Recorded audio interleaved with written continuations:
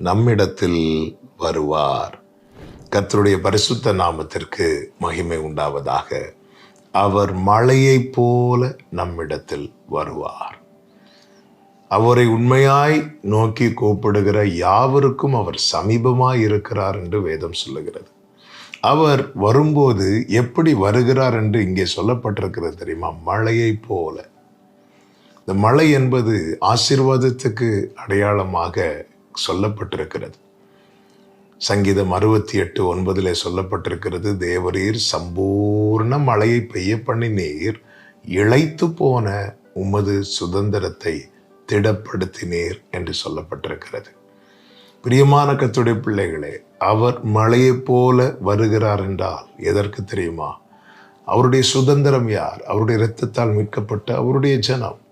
நம்மை தேவன் மீட்டு கொண்டிருக்கிறார். நாம் இளைத்து போயிருப்பதை, நாம் சோர்ந்து போயிருக்கிறதை கண்டு காணாதவர் போல் இருக்கிறவர் அல்ல. சோர்ந்து போகிறவருக்கு பலனையும், சத்துவம் இல்லாதவனுக்கு சத்துவத்தையும் பெருக பண்ணுகிறவர் மழையாக வருவார். எதற்கு தெரியுமா? இளைத்து போயிருக்கிற அவருடையவர்களை திடப்படுத்த. இளைத்து போய், சோர்ந்து போய், தளர்ந்து போய், எல்லாம் இழந்த நிலையிலே காணப்படுகிற உங்களை திடப்படுத்தும்படிக்கு அவர் மழையாக வருவார். சகரியா 10:1 சொல்லப்பட்டிருக்கிறது, பின்மாறி காலத்து மழைக்காக வேண்டிக் கொள்ளுங்கள், அப்பொழுது அவரவருக்கு பயிருண்டாக அவர் முன்மாறியும் பின்மாறியும் வர்ஷிக்க பண்ணுவார் என்று சொல்லப்பட்டிருக்கிறது. அவரவருக்கு பயிர் உண்டாக, நம்முடைய ஜெபத்துக்கு பலன் உண்டாக, நம்முடைய காத்திருத்தல் அர்த்தம் உள்ளதாய் மாற, நாம் எதிர்பார்த்த காரியங்கள் நமக்கு கைகூடி வர அவர் மழையாக வருவார். எனவே நம்பிக்கையோடு காத்திருங்கள். இங்கே அதனுடைய 1-2 வசனங்களை பார்க்கும்போது அப்படிதான் சொல்லப்பட்டிருக்கிறது.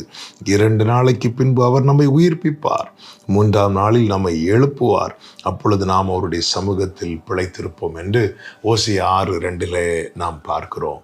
நம்பிக்கையோடு காத்திருங்கள். மழையாக வருவார், நம்மை உயிர்ப்பிக்க, நம்மை புதுப்பிக்க, நம்மை பிழைத்திருக்க பண்ண. கர்த்தர் உங்களை ஆசீர்வதிப்பாராக.